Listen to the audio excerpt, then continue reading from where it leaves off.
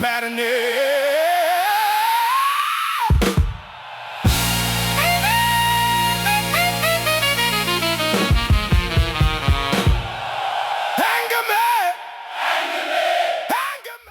мәтін текст жазбай ақ қойыңыздаршы, өтініш. Келіп алып біз дейміз оны, ит болып.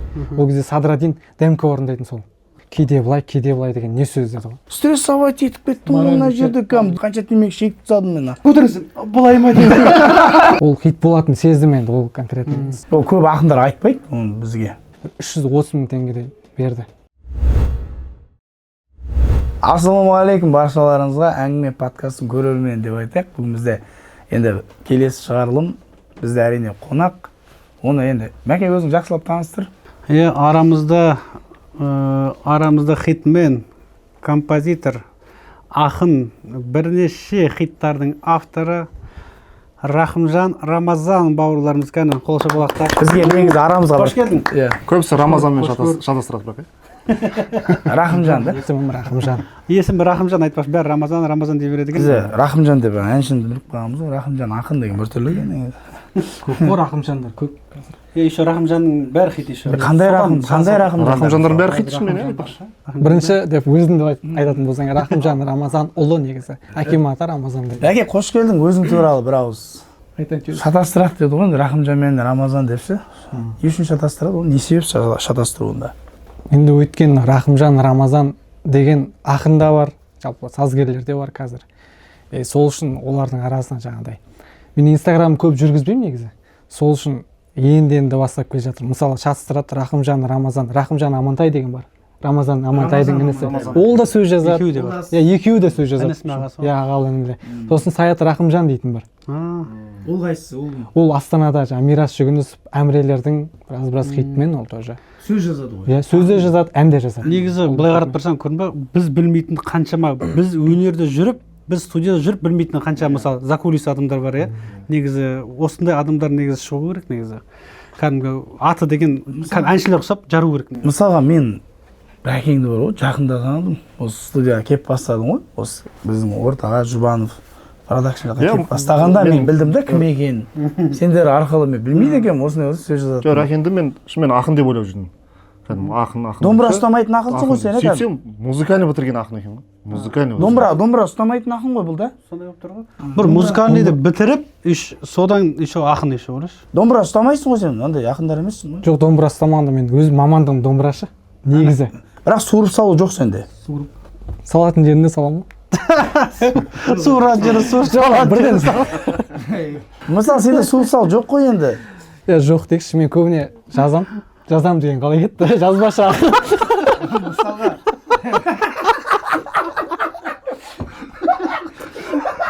Мысалға келет жазам десіз.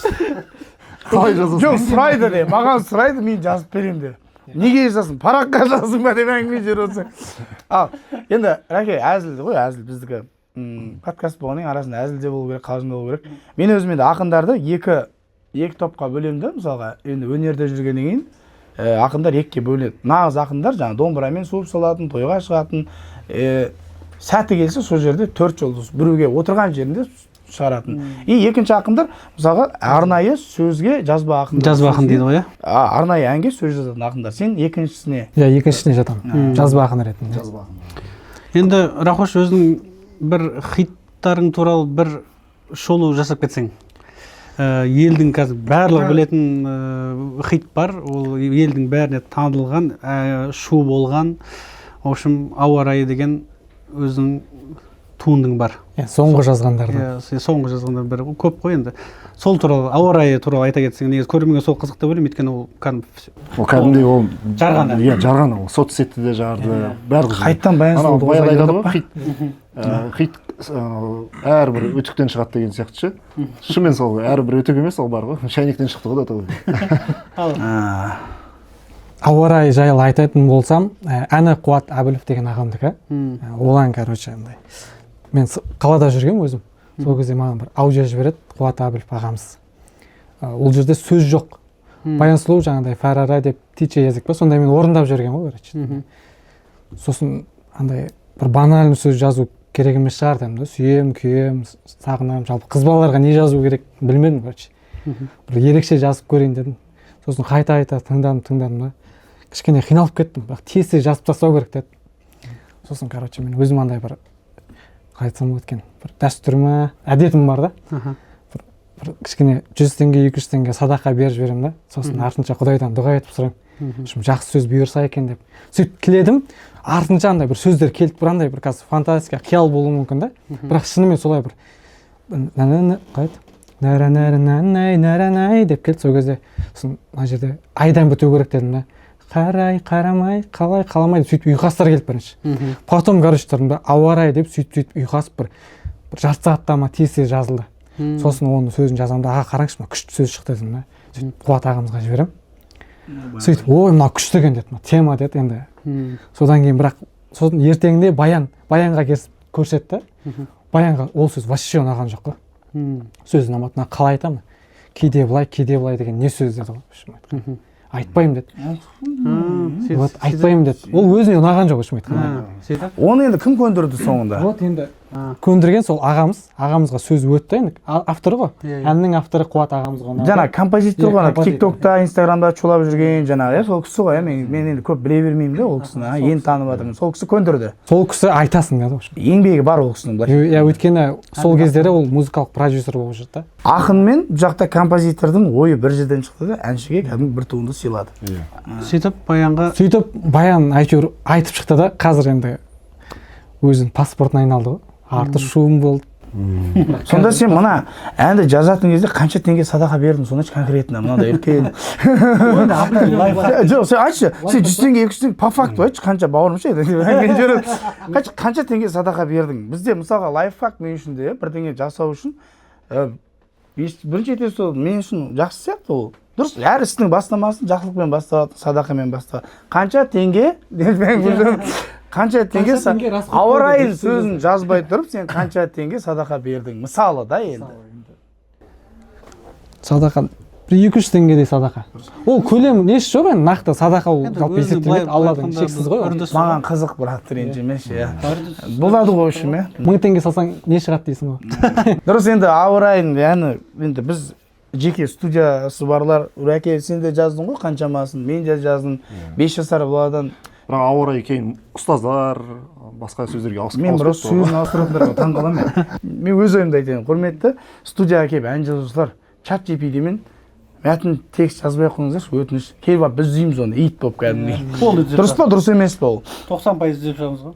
Жоқ, негізі ол шығарып береді дейді сөзін, бірақ ол жақта жан жоқ, ол қалай болса солай шығарады. Ол жерде конкретно емес. Енді жасанды интеллект деп айтып тұр ғой. Алгоритм ғой енді, анау сөзді мынаған жабыстырып. Нақты дұрыс болмайды, былайша айтқанда. Адам сезініп жазғандай болмайды ол шынымен де. Енді өзің мысалы қанша жылдан бері қазір осы салада айналысып жатсың, енді бұл бастағаннан бастап. Мысалға мен білетін ақындар бастағанына 3 жыл болған, 3 жылдан кейін барып нақты бір хит шығарған, содан кейін барып өзін жұмысын санайды да. Оған дейін шықты ма хиттар? Не түрткі болды сенің ақын болуыңа, осылай жазбаша ақын болуыңа? 2019-да басталды негізі.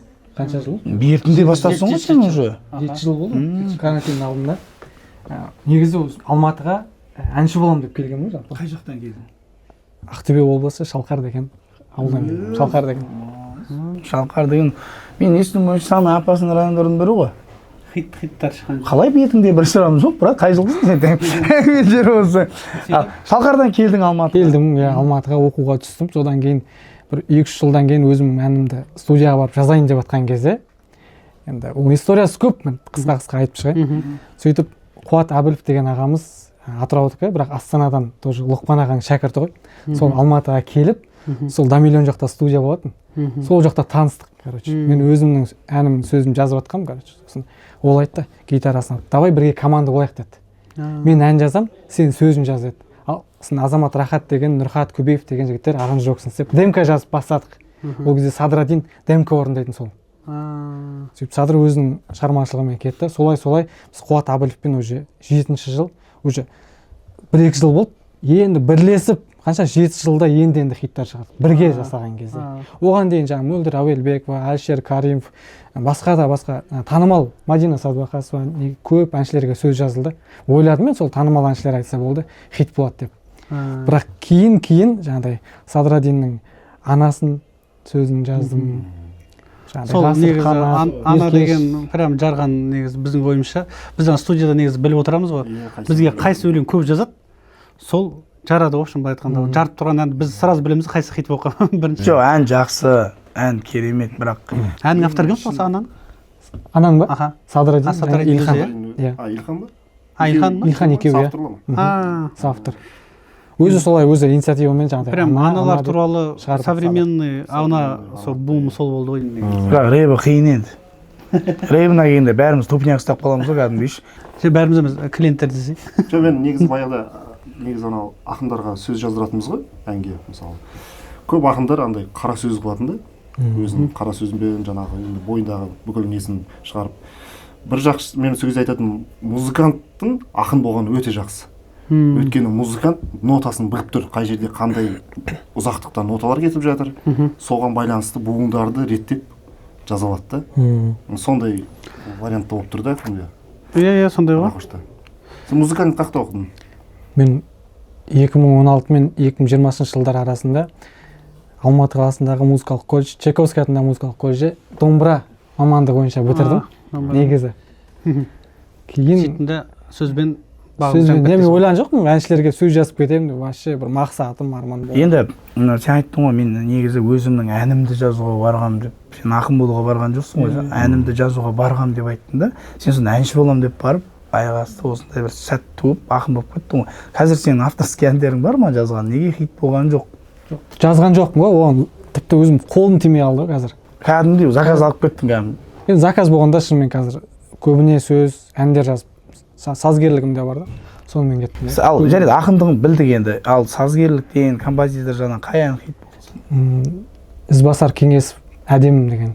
Әні қандай? Сен менің әдемім деген. Сен кездесуге келмедің деген. Сол бірлесіп. Негізі осы ақыры қозғап кетті, мен айтып кетейінші. Осы авторлық құқық деген нәрсе бар да қазір соңғы жылдар бум болып отыр негізі барлығы.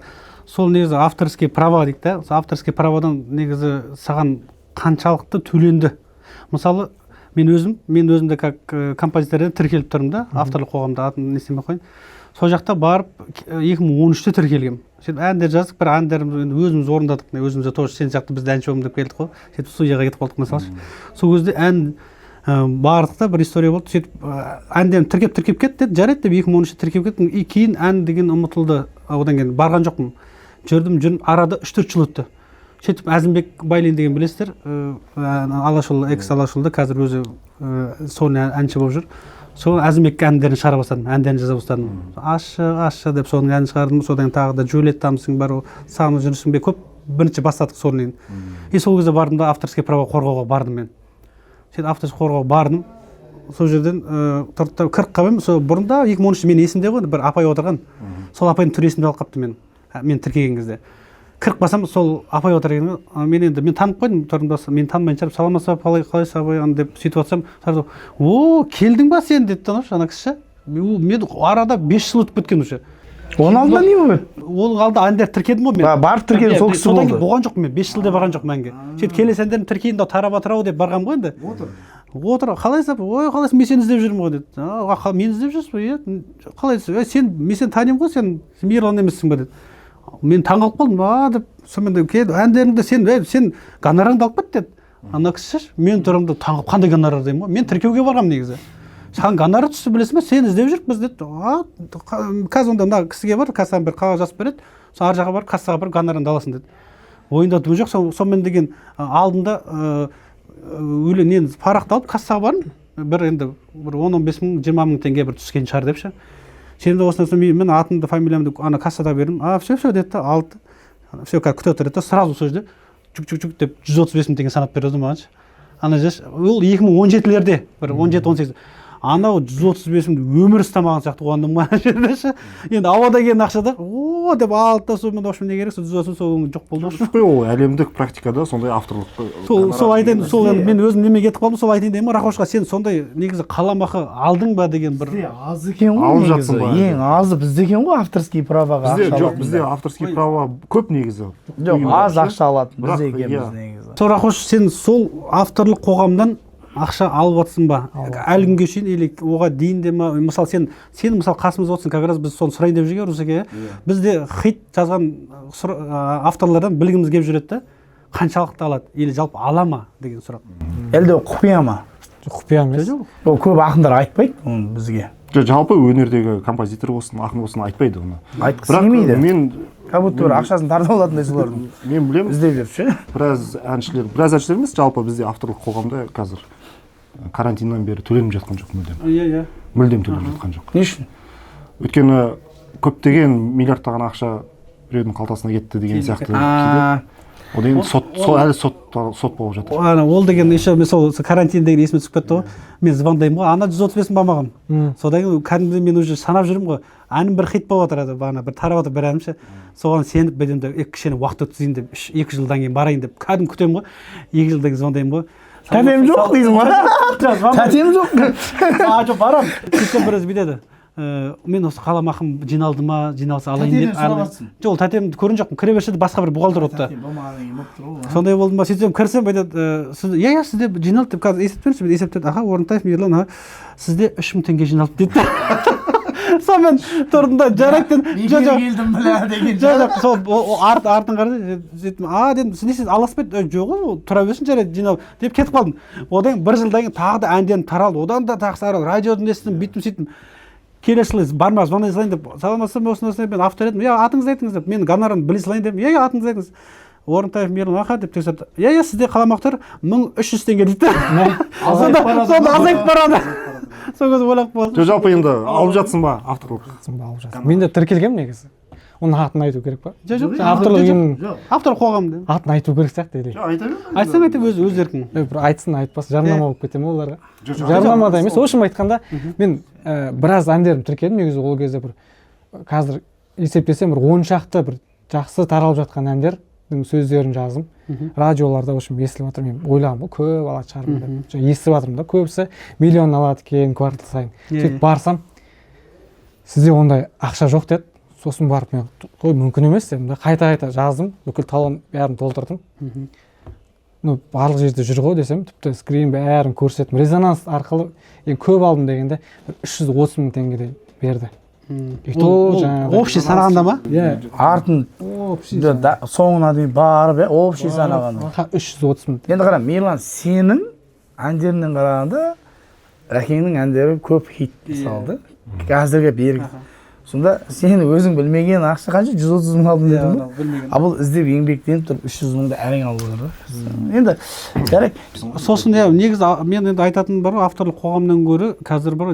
осы бағанағы әлеуметтік желімен әнді салу арқылы сол арқылы негізі жақсы табуға болатын сияқты мен мысалы менің әнім деп мен кавер орындаушы ретінде Әппақ қар деген бұрынғы Мұнарлан тобының Азиз ағамыздың әні мысалы сол орындаған ең бірінші орындаушы Азиз ағамыз сол әннен қайта мен кішкене таптым деп айтамын мысалы әр жыл сайын табасың ба жоқ ол басында кішкене тарап кетті ол тек қана сезон бірақ сезонный ән да бір жаман жерші қар жауған кезде қуанасың одан кейін 7 ай мұңаясың деген сияқты сол ән былай айтқанда бір $400 әкеліп берді ғой осы бірақ қанша жыл бойы 22-де ма 23-те ма сен шығарған күннен бастап иә бұл кавер ретінде шығарған дүниеден бастап сондай ғана алып келді сол мен ойлаймын значит онда басқа хитмендер өзіне тіркеу арқылы сол әлеуметтік желіге сол арқылы өте жақсы табуға болатын сияқты менің ойымша чем авторлық қоғамға қарағанда мәке онда саған қар жауатын жаққа қарай көп жауатын жаққа көшу керек қой астанаға кетсе брат жоқ Россияға барып орысша бар едім шығар па белый снег деп жоқ губинный әні ғой енді бізде білесің ғой брат өткенде бірінші біздің шығарылымымызда біз өз арамыздағы қызық әңгімелерді айттық бізді білесің ән жазамыз композитор аранжировщик біз енді дауыс жазамыз неше түрлі адамдармен жұмыс істейміз өткенде әңгімелерді естідің ғой енді сен енді қонақ болғаннан кейін бізге де өзіңнің басынан өткен қызық жағдайлар или болмаса қызық әңгімелер болса бір айтып қойсаң мысалға болады ғой бір жерде может лох болып қалған шығарсың болса үндемей ешкімге айтпадың бір жерде может сен күтпеген жерден скидка сұрайтындар көп қой айтпақшы күтпеген осыны айтшы скидка сұрайтындар көп қой маған ең қызығы мысалға қарап тұрасың ғой енді ақынсың сені мысалға бірден мен білдім, ана деген Садрадиннің әніне ана деген сөзді жазған ақын деп білдім да мен сені. Енді соны естіп, енді әншілердің әдеті ғой, бір жерден хит шығарса, біреу хит шығарса, аранжировщик немесе ақынға жүгіріп барады. И саған келді ма мысалы, сен күтпеген жағдайлар болды ма, например, пәленше әнші ойлап тұрсың, мынандай керемет өзінің статусы бар, и сенің сөз жазарсың, жазғаннан кейін ақшасына қарап, ой біле деген сияқты болды ма сондай моменттер? Жоқ, ондайлар көп, оның атын айтып. Атын айтып, ойбай, жоқ, айтпай-ақ қой, болды ғой. Атын подкасттан кейін айтасың, брат, бізге. Бірақ қызық болып баратыр маған. Ол басында болды, ең басында мен жаңағыдай скидка жасап бердім барлығына. Жоқ, ол сен атын айтсаң ренжіп қала ма сондай? Араласып жүрсің бе әлі? Жоқ, араласамын, сыйлаймын ғой. Ондай адам араласпайтын едім. Менің еңбегімді. Ел арасында мынандай ғой, бір әнші хит болып жатса, немесе бір композитор, ақын хит болып жатса, ойбай, мынаның жағдайы керемет деп ойлайды ғой. Сондай деп ойлайды ғой. Мысалы, қандай жетістік, мысалы, қанша хиттар жаздың? Енді былай санайтын болсақ 10 хит шығар даже ше. Кең тараған. Енді сондайлар болды ма? Иә. Ең аз берген, сен күтпеген моменттер болды ма? Мынандай сөз сұрады, ол жаңағы біліп тұрсың хит болатын, ол әншіге де ұнағанын байқап тұрасың ғой. Байқап тұрасың ұнағанша. И сен суммаңды айтуға ұялған моменттер деген сияқты, немесе одан күттің ол сондай бір керемет сумма береді деп. Иә, болды, мен жаңағыдай ауа райыдан кейін тағы бір хит сөз жаздым енді. Ол хит болатын сездім енді, ол конкретно. Сосын айттым мен ол жақта бір адамдарға. Давай осы әннен мен гонорар алмай қойын, ақшамды алмай қойын. Сіздермен процентке роялти дейді, короче, авторлар бөлінетін ақша. Сондай, давай мен сондайға келсейін дедім. И мен сіздермен ғана жұмыс жасайын дедім. Я сосын айтты, Рахымжан, бізге ондай қызық емес. Жаңағыдай, ондай темаңды айтпай қойшы бізге деп айтты да. Білмеймін енді ол неге екен. Солай мен кәдімгідей сұрағам. Саған жай ғана ақшаны төлесең ма? Жазшы, мен үндемеймін. Олай болмайды. Жоқ, андай съемкадан кейін айтайын. Эфирден кейін айтайын. Айнап барады, соңға сұрап қойғым келді. Бірақ келіскен жоқ. Ақшамды берді әшейін.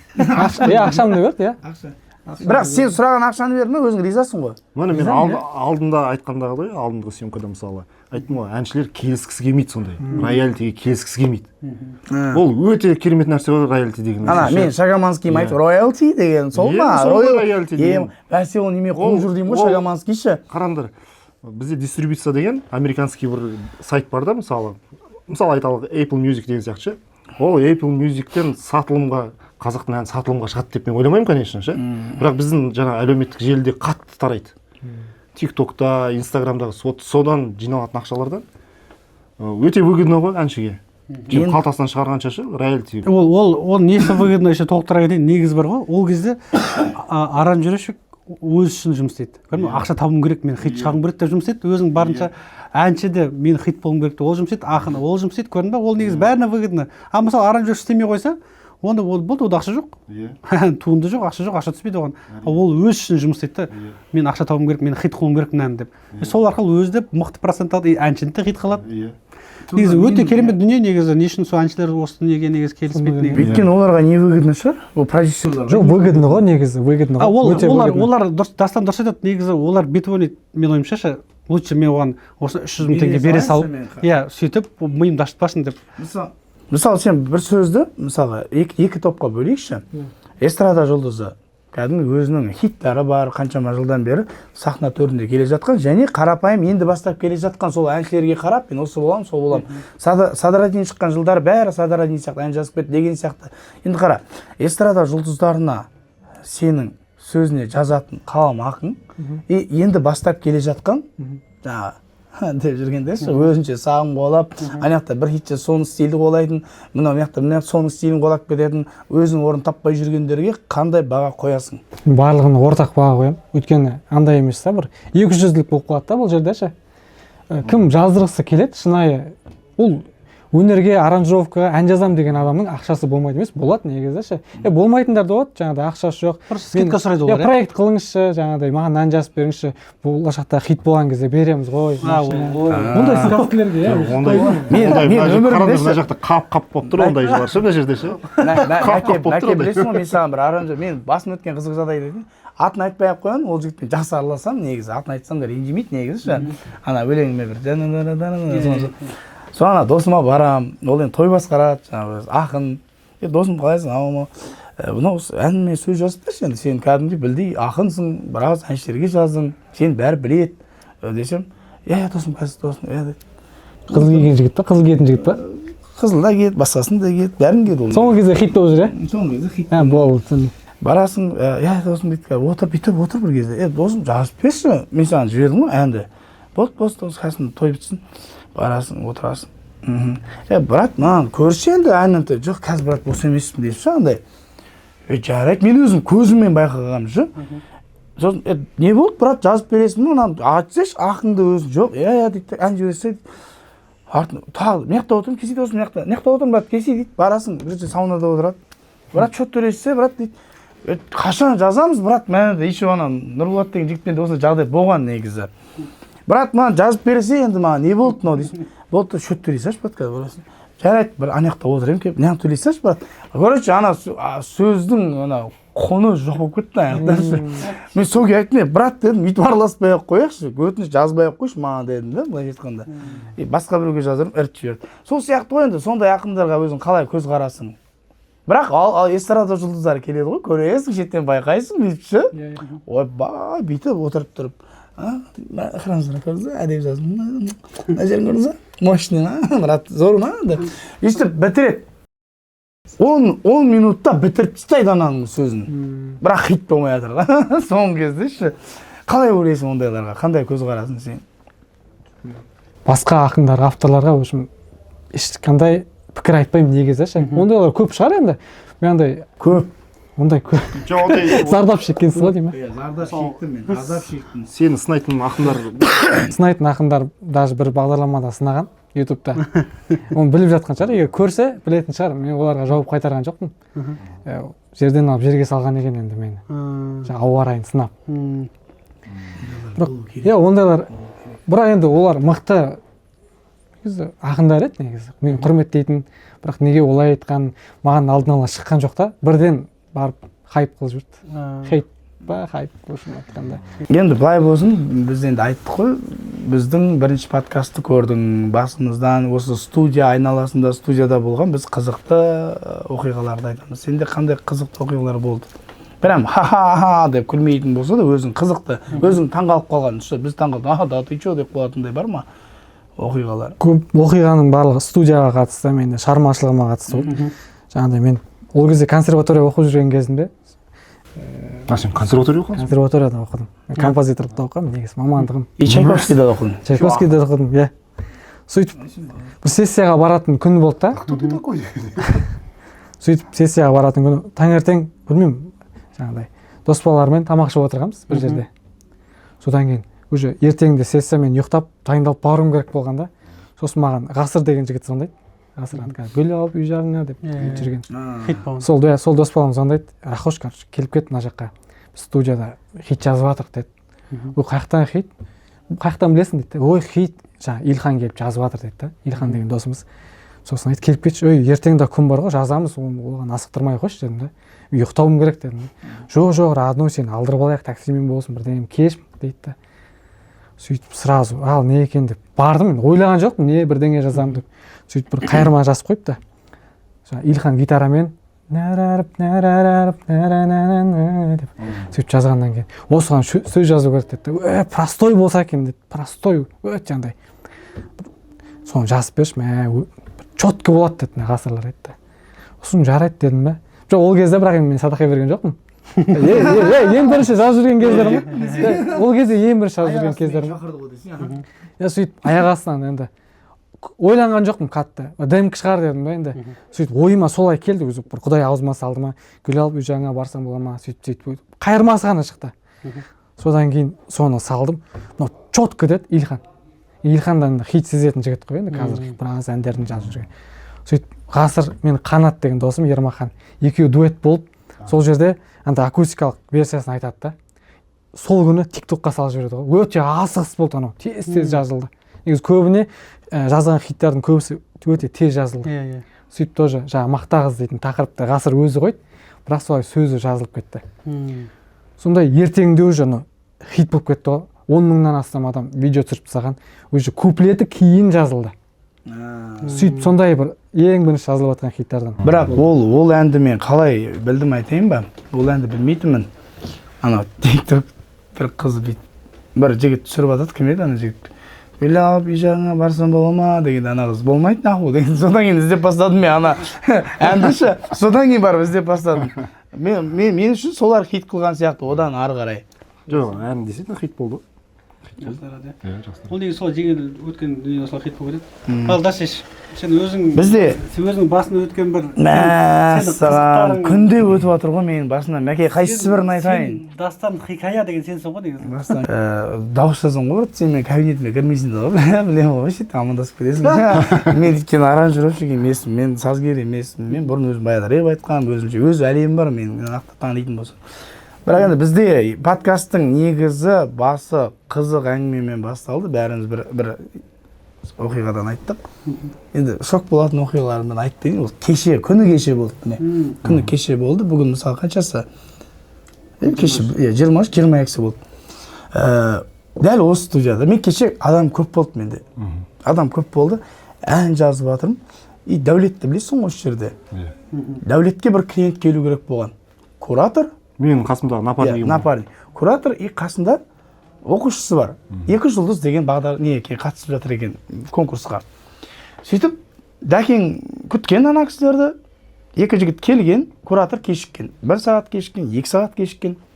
И ана жігіттер менің студиям ашып болғаннан кейін, братан, сіз ән жазасыз ба деді. Мен айттым, кімге келдің? Негізі Дәулет күтіп 2 сағаттан аса күтті де кетіп қалды. Жазбаймын деген ғой, болды, мен жазбаймын деген. Дәулет жазбаймын. Олар маған келіп тұрғанымыз Дәулетке келген клиенттер. Енді қара, ана 2 жігіт тұрады да, уже қамдана бастайды ғой. Менің студияма келеді, брат, ән жазасыз ба дейді. Кімге келдің деймін, бізде әдеттегі сұрақ қой. Кімге келдің сен десем, біз мына жаққа келдік, ол жазбаймын деп отыр. Жоқ, мен жазбаймын десем. Жоқ, брат, дейді, Дәулет кеп қалды как раз. Дәулет, мына сен клиенттерің ба дедім. Мен жазбаймын, бұл кетіп баратам деді ғой. Әлі келген жоқ. Все хорошо, мен Дәулеттен рұқсатын алдым, все жазам дедім. Сөйттім да. Сөйтіп, уақыт келді, әйтеуір бір уақыт таптым да, жаздым, куратор келді, ана. Формат тобының нұрлы ғалам деген өлең. Ал ана қалай жазам мен? Ана вообще айта алмайды ана жігіт. Куратор үлкен кісі. И танайсты бірге көтердім да, сен төмен аласың дедім жігітке. Ал апайға айттым, қиналып болса жоғары ал. Жаздым үйтіп жаздым әйтеуір. Бірақ мен оған айттым, сен бала маған WhatsApp-қа жазып қой. Мен номер сохранить етпеймін. Дедім да жібердім. Мен среда күні жіберім керек болатын. Бұл понедельник жазылды. Среда жіберу керек болатынмын. Сөйттім да, кеше барлық жұмысымды істеп болып, қарадым, жасадым әнді. И номерін таппай қалдым ана жігіттің. Жарайды, қош, білемін, что миымда оларға пятница күні выступление екенін білемін. И сөйтіп кеттім, үйге енді келіп, өф деп тамақ ішейін деп, уже тамағым дайын, ішейін деп отқан кезде незнакомый номер. Белгісіз номердан жазады. Здравствуйте, орысша жазады еще. Здравствуйте, махаббат, песня. Осындай. Почему? Вы не отправляете. Все хорошо. Я хотел отправить, мен жіберейін деген, не мог найти номера деймін. Мен орысшам, анақта болып отыр ғой. Басында сөйледім асықпай уже. Без напряг сөйледім. Если честно, я не мог найти номера, и там надо будет еще послушать утром. Надо еще доработать. Я пока еще не уверен деп айта салдым да. Мен әлі сенімсізбін ана даусына. Өйткені балам сонша емес айтты. Бірақ таңертең барам да свежий құлақпен естеймін, сол кезде жіберем еще деген. Айтқаным өкініп қалдым ғой. Если вы не знаете свою работу, если ваши уши устали, я тут при чем дейді ғой. У меня завтра у сына репетиция дейді ғой. Неқта дәкең дейтін атылады ғой. Мен ұмыт кеттім, ол Дәулеттің клиенті болғанша. Просто автоматтың миымнан шығып кетеді ғой. Тұрам, ничего себе, во-первых, ваш сын еле-еле спел, он даже не мог выговорить слова, ол айта алмады деймін ғой. Ах, вы так что ли, если вы не знаете свою работу. Екеуміз кеттік, короче, былайшы. Әйелім шок, қатыным шок жаңағы. Балам кетті, папа не істеп жатсың деп сұрақ кетеді ғой. Тамақ жеп алып, нервім терлік кеткен ғой. И соңында уже кеттік, уже до конца кеттік қалдық. Бір-бірімізбен ше. Соны мен сені сотқа берем дейді ғой. Еще ертең сен керемет болсаң балаңды алып кел де ертең қайтадан. Жазғыз мен сені көрейін сол кезде дедім да. Жоқ, онда мен таксиім төле дейді. Сен кімсің дейді. Ты кто такой деген ғой басында маған. Ты никто деді маған. Мен айттым, сенің таксиің төлейтін, ты же сказал, что я никто. Короче, басымды қатырма, әңгіме керек па, любойын тартып кел ертең түсті деймін ғой. Еще мен саған проблема тауып беремін дейді. Сен миың алжасқан, сен наркомансың, сен психушкадан шығып кетесің дейді маған. Осы, в общем, далаға шығам, темекі шегіп, әлі сөйлесіп жатырмын. 1,5 сағат өтіп кеткен. Әлі сөйлесіп жатырмын, темекі шегіп сөйлесіп. Bir кезде дейтем да, вообще-то деймін ғой, балаңыз исчезающее сообщение оқып қойғанда, мен негіден бар десем, ол да сен неғып номер сохранить етпейсің клиенттердің дейді. Мен сохранить етпеймін номерін, міне десем. Bir кезде тұрып, есіме түсіп кетеді ғой. Сіз хотя балаңызбен аралассаңызшы. Мен дейтін, мен қабылдамауым керек еді ғой записьті, көрші студияға келсіңдер ғой сендер. Я тут при чем? Көрші студия отказ берді ғой сендерден. Мен сендерді жаным ашығаннан кейін қабылдап алдым кураторым. Анау кісі үлкен болғаннан кейін десем, ой, извините, сын тоже говорит, оказывается, вы тут ни при чем, оказывается, вы нас спасли, короче, извините дейді ғой. Извините, простите, в карман не положишь, все, қызықсың ғой, мен стрессовать етіп кеттім ғой мына жерде, действительно жынданып кеттім ғой, қанша темекі шегіп тастадым мен. Темекі ақшасын. Уже барып пиво алып келіп үлгергенсің ғой уже. Уже өзімді успокоить үшін мынандай 2 литр пиво алып алғам уже. Шынды, кешіріңіз дейді ғой. И смс-тәрім бармайды ғой. И баласының күнен жазады ғой. Дастан кешіріңіз, давайте, мен сізге ақша жіберейін, за моральный ущерб дейді да. Нормально, жұмын ақша салып жіберді ғой, короче. Дуэт қанша? Дуэттің бағасының 70% салып жібереді ғой. Прикинь. Сен тамақ алып берейін дешсің. Мен шок. Осындай жағдайлар бізде, в общем, тупой ситуациялар ғой. Сонда мен ұмытып тұрмын ғой, дәулеттің атмена беріп тастағанын. Русекеңнің айтам, дәулетке айтам, шок қой. Жаңағы айтпақшы, сол қазір елдердің арасында мынандай бір баядан келе жатыр ол миф әңгіме. Менде мынандай қызық болды. Мен филармонияда жұмыс істейтім 2010 жылы кіргем филармонияға. Оның алдында мен Алатау жастар ансамбльде жұмыс істейтім. Кейін филармонияға кірген кезде, именно аранжировщик болып кірген кезде, маған жаңағы арасында клиенттер қабылдайтын. Филармонияның жұмысын жасаймын и плюс өзім де жұмыстарымды жасаймын жаңағы. Сөйтіп бір кісі келді, үлкен кісі. 60-ға тайып қалған кісі шығар. Сонымен бір әнді айтты, қазір есімде емес уже. И мен ол кісі айттым, сіз бір дайындалып алсаңызшы дедім, қазір мен сізге қойып берейін дедім да. Ол алды да кабинаның ішіне кіріп кетті. Кабинаның ішіне кірді де, деп айқайлайды жаңағы. Мынау кісі не істеп отыр дедім да, мен есік жабылып тұрған. Есікті ашып отсам тағы да айқайлайды да, дейді да, шығып келді. Болды, осы маған жөндеп бер деп ше. Мен антадым ана. Шок болдым ғана. Деп айқайлады. Деді да, şimdi шықты ше. Сен ана деген сияқты ма? Жоқ, аға. Сен ана қыстың деген сияқты ма? Аға, сіз не істеп отырсыз дедім да. Айту керек қой дедім, мұнан қазір мен сізге музыканы қойып беремін, анау наушник киіңіз деймін. Мен айта алмаймын оны дейді. Өлі айта алмайсыңыз, айту керек қой енді дедім. Оны қалай жөндеймін мен? Ана Уәлібек айтқан жоқ па дейді, Шаншардағы Уәлібек. Десем болды, жөндеп береді деп айтқан жоқ па дейді. Мен шокпын кәдімгідей ше, ана кісіге ше. Ана серьезно айтып тұр. Аға, мен бұлай жөндей алмаймын, әнді айту керек дедім ше. Сөйтіп, короче, кетті ана кісі. Ана істей алмайсыңдар ма? Өле деп, қазір компьютер дамыған заман емес па деп ше. Сенікі андай әңгіме болды, қазір бәрі чат-GPT. Соны айтпақшы, елдердің арасында жүрген миф әңгіме, студияға барсаң, сен любой даусында керемет қылып береді деп ойлайды. Ойлайды. Ойлайды. Сол үшін адамдарға не бермеу керек, повод бермеу, жауысың жақсы деп айтпау керек. По факту айту керек. Мен саған айта алмайсың болды. Бірақ мен жасап беремін саған. Сонымен мен сөйтіп жүрмін соңғы кезде. Сен де айт, хит болмай ма? Хит болмайды. Бірақ жазып беремін. Хит болмайды. Бағана Русекең айтпақшы, мен сол есіме шыққанда айтпақшы, бағана үлкен кісі дедім ғой, мен де қазір бір история есіме түсіп кетіп отыр да. Бұрында 2013 жыл ма, сондай, точно 2012-2013 бұрында бір 9 жылы бір 60-тағы бір кісі ата келді өлең жазуға. Бірақ анау келді, анау қобалжық бірді анау шапаш көрді, ата ғой. Көрдім да қобалжық бірді анау.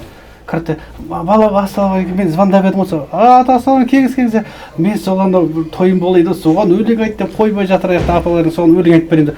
Кіріңіз, ой балам, мен білмеймін, мен бірінші рет келіп тұрмын студия, көрініп тұр ғой, мен енді оны успокоить етіп отырсам. Сен прикол тығамай тұрсың. Жоқ, успокоить етіп отырсам да. Жоқ, ата келіңіз, мына жаққа деп. Кабинка кіріңіз, қаяға кірейін, кабинкада не дейді? Жоқ, міне қасыңызда тұр, мына жерге кірейін ба дейді. Кіріңіз ата, кіріп алды да біраз, бала мен не істеймін дейді. Ата, наушник киіп алыңыз, ілініп тұр наушник дедім да енді. Сен де тұрмайсың орнына, бармайсың. Отырған күйі ғой. Оны алып алды да, мынау ма наушник деді. Иә деді. Наушник деді, деді. Бүйтіп былай артқа былай киіп алды наушник артқа. Желкеге ма? Желке бүйтіп алды. Ата, көтеріңіз наушник дедім да. Сөйтсем бүйтеді да. Бұлай ма дейді. Жоқ, тағы көтеріңіз. Бұлай ма дейді. Сөйтіп ана жерде ата, осылай дейсің, осылай ұрай берейін деп тұрған адам бар жердеші. Сондай В общем, бізде солай өзің де білесің ғой, Раке келіп жүрсің, көріп жүрсің, бірақ біздің жұмыс, сенің жұмысың өзіңе ұнайды, біздің жұмыс өзімізге ұнайды. Жоқ, бірақ одан кейін бәрін қызықтыратын жаңағы бастадық та аяқтамай қалдық. Жеткен жетістік жаңағы тауып атқан. Енді фрилансерсың ғой былай айтқанда. Сол табыс жеткілікті ма өмір сүруіне? Көзге көрінетіндей қандай пайда болды сенде? Өзің айт, мақтан алатындай, белая зависть бізде болатындай, деп ше? Lamborghini алдың ба? Lamborghini алдым. Алған жоқпын ештеңе, бірақ шүкір, жалпы жинап жүрмін. Өзіңе жетерлік, қанағаттанасың. Бірақ андай шетелдегідей бір хиттан сразу... Жоқ, машина алып кетіп, ондай болған жоқ, ондай обещать еткендер болды. Бір соңына дейші, кабинка дедің ғой сен, біз рэпер болғанда будка дейміз ғой. Не үшін будка дейміз? Оказывается, будка деген иттің жататын жері екен. Мен осы сендермен танысқалы осы кабинка деп уже айта бастадым да, менде кабинка болды ғой. Бұрынғы рэперлер кетіп, брат, будка жоқ па не баяғыдай дейді да. Бля, итсің ба мен аңғы деп айтқым келеді. Сол үшін осымен біздің подкаст соңына жетті, брат, рахмет. Саған көп болашақта. Құрметті көрермендер, Құдай қаласа кездескенше аман саулықта жүздескенше. Сосын будка емес екен дегізім бар рэперлер ғой.